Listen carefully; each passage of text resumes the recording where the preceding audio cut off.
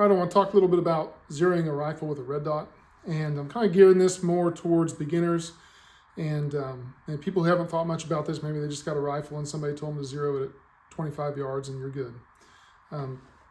I look at it a little different as far as the distance I choose to zero my red dots at, and the main reason is because I've got a few different rifles that are set up different ways, and rather than have a consistent zero distance for all of them, because they perform differently downrange, I try to set up my zero distance so that the rifles all perform the same when I'm shooting them. Right. So if you think about what's going on when you're shooting a rifle, right, you've got an optic in your line of sight that's giving you an aiming point, and your barrel is some distance below the optic, depending on the height of your mount.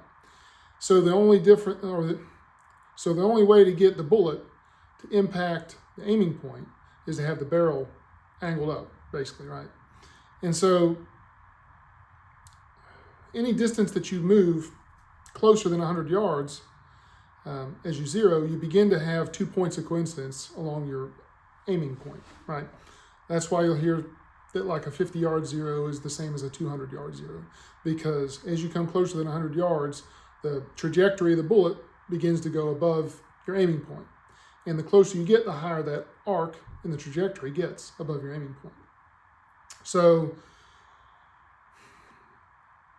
if you use, a really close, like 25-yard zero, on some guns, that may work out pretty good. But on others, depending on the velocity of the projectile and the height of your optic, you may start getting to where you're a foot and a half, 2 feet above your aiming point at some midpoint downrange.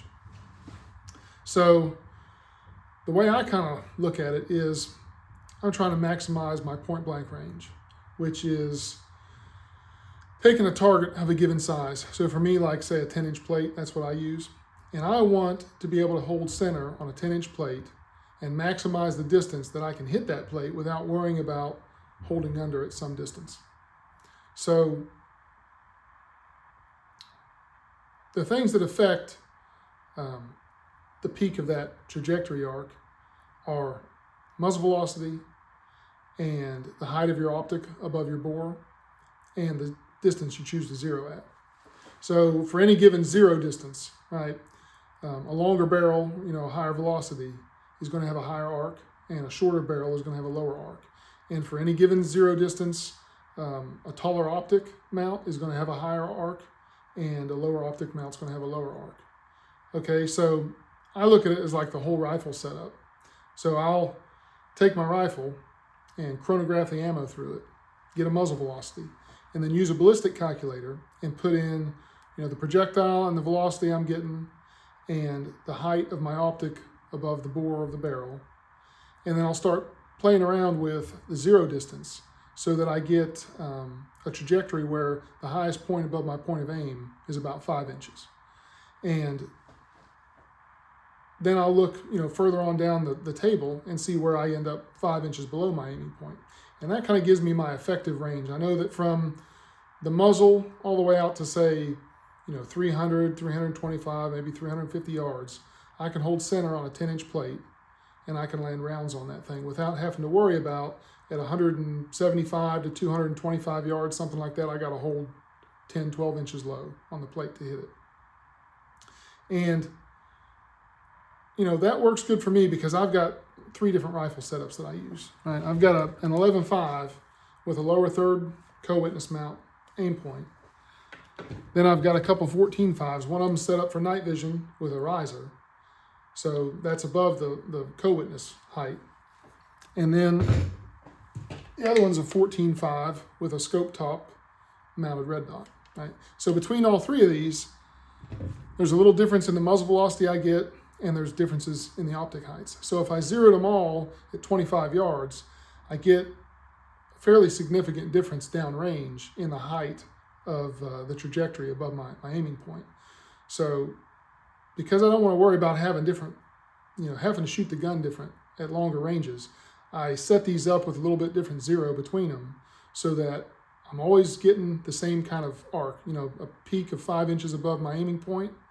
And then The only real difference is at the other end. You know, the 11.5 is going to give me a little bit less effective range. The other two are going to perform pretty similar. Right? I'm going to be out to 300, 325 yards before I end up 5 inches below my aiming point. It's a little shorter with the 11.5. It's more like 260 or 275 yards, something like that. And beyond that point, you know, I know that I can get out to about 400 yards with these rifles by holding at the top of the target. Right. So if I'm using, say, something like this, right, I know that anywhere from the muzzle out to 300 yards or so, I'm going to be holding center and get hits within a 10-inch span. And out beyond that, out to like 400 yards or so, I can hold at the top of the target and land hits, you know, in this region. So that's the way I look at it.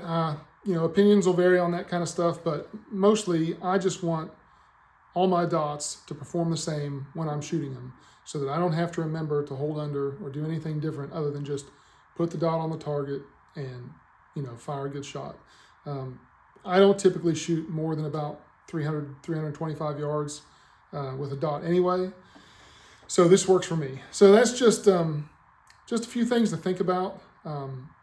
You know, you may just grab your gun and zero it at 25 and just be done with it.